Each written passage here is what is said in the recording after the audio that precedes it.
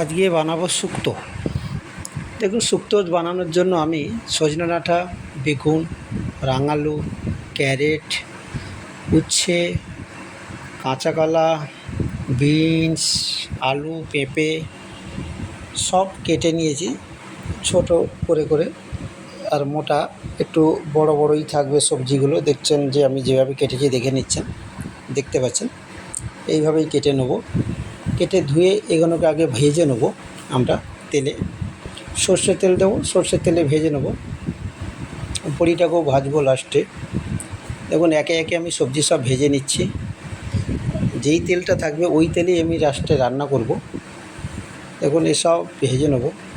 কিন্তু শুক্তো কিন্তু অনুষ্ঠান বাড়ির মতনই শুক্তো হবে। আপনারা ঘরে বসে এই রেসিপি দেখে অনুষ্ঠান বাড়ির মতন শুক্তো বানাতে পারবেন। দেখুন, অনুষ্ঠান বাড়িতে, রেস্টুরেন্টে কীভাবে শুক্তো বানায় আজকে আপনাদেরকে দেখিয়ে দিচ্ছি। দেখুন, এই যে পোস্ত নিয়েছি আমি 75 গ্রাম।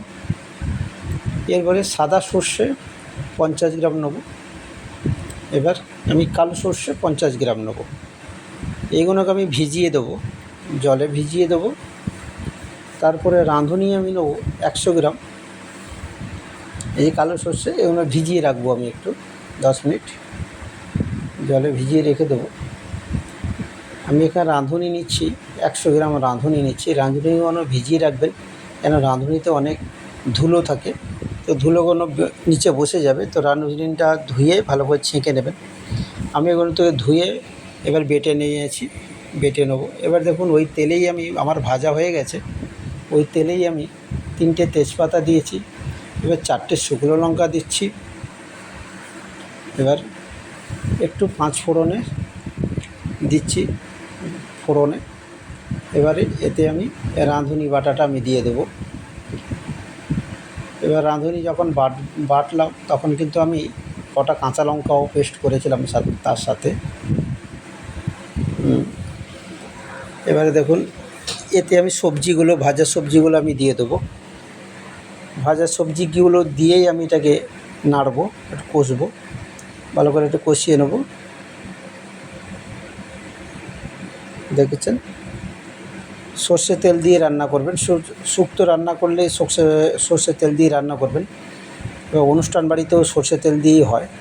এবার দেখুন, আমি এতে একে একে সব সবজি দিয়ে নেড়ে নেব শুক্তো। এবারে আমার সর্ষে পোস্ত বাটা আছে, ওগুলোকে আমি দেবো। শুক্তো খুবই ভালো, খুবই টেস্টি হয় অনুষ্ঠান বাড়িতে। দেখুন শুক্তো কীভাবে বানায়। আপনারা বাড়িতে বসে আমার এই রেসিপিটা ট্রাই করুন। দেখুন, এবারে আমি সাইডে গরম জল রেখেছি। আপনারাও গরম জল, যদি একটু একটু করে গরম জল দিয়ে কষবেন তো ভালো হবে। ঠান্ডা জল দেবেন না, ঠান্ডা জল দিয়ে কষবেন না। আমার সর্ষে বাটা আমি বেটে রেখেছিলাম। দেখুন, আমি সর্ষে বাটা দিয়ে দেবো। এরপরে এবার নুন দিলাম, এখানে হালকা এক ছিটকে হলুদ দিয়ে দেবো। সাদা তরকারি খেতে নেই বলে, ওই জন্যে এক ছিটকে হলুদ দিয়ে দিলাম, 1 টিস্পুন। তো আপনারা টিস্পুন থেকেও একটু কম দিয়েছি। আমি যেই পরিমাণে শুক্তোটা বানাচ্ছি সেটা 15 জনের জন্য শুক্তো হচ্ছে। দেখুন, এই শুক্তোটা 15 জনের জন্য হচ্ছে। সর্ষে বাটা, সর্ষে আর পোস্ত নিজে বাটছিলাম, ওই বাটাটা দিয়ে দিলাম। দিয়ে এটা দিয়ে নাড়বো। আমার সবজি এমনি অলরেডি ভাজা আছে, তো ওই জন্য আর একটু মিক্স করলেই হয়ে যাবে।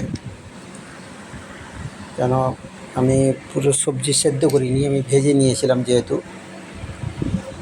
আপনারা ভেজেই বানাবেন, তো ভেজে বানালে ভালো হয়, টেস্টটাও ভালো হয় বয়েল করার থেকে। এই রেসিপিটা আপনারা বাড়িতে বসে একটু ট্রাই করুন। দেখুন, বাড়িতে বসে রেস্টুরেন্টের মতন বানাতে পারবেন। এবার দেখুন, এখানে আমি দুধ দিয়ে এলাম 750 ml আমি দুধ দিয়ে দিয়েছি।